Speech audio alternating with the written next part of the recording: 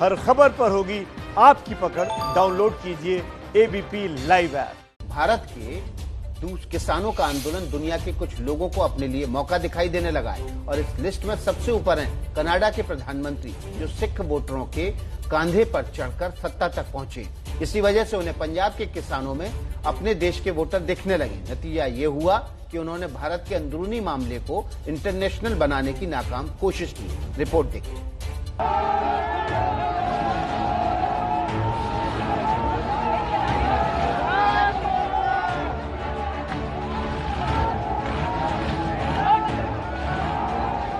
इन दोनों चेहरों का परिचय जान लीजिए।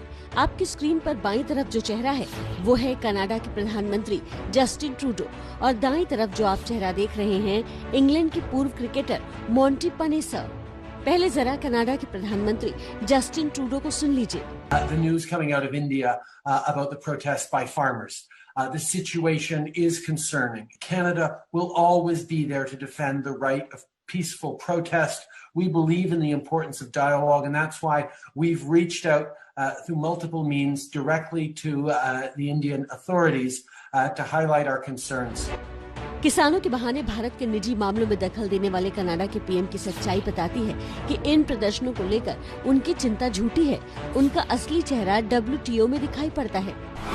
WTO यानी विश्व व्यापार संगठन समेत अंतर्राष्ट्रीय कारोबार से जुड़ी संस्थाओं के मंच पर कनाडा भारतीय किसानों को दी जाने वाली सब्सिडी और सहायता को लेकर सवाल उठाता रहा है। इसी साल सितंबर महीने में WTO में कृषि समिति की बैठक में कनाडा ने भारत में किसान सम्मान निधि योजना पर सवाल उठाए थे। इसके अलावा किसान फसल बीमा योजना पर भी प्रश्न खड़े किए थे।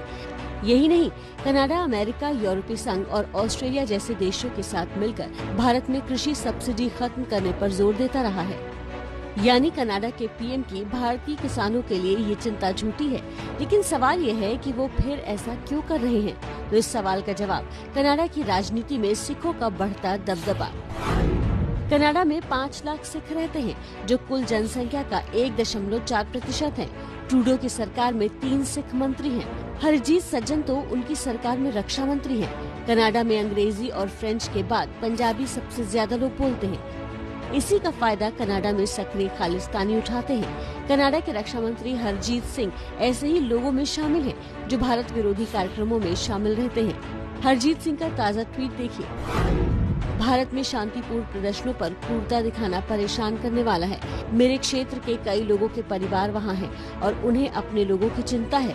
यही वजह है कि ट्रूडो और उनके मंत्रियों के बयान पर भारत ने कड़ा ऐतराज जताया है।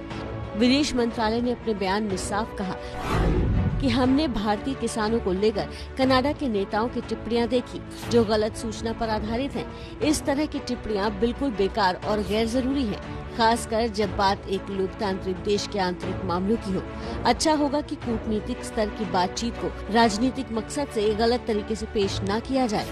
सवाल यह है कि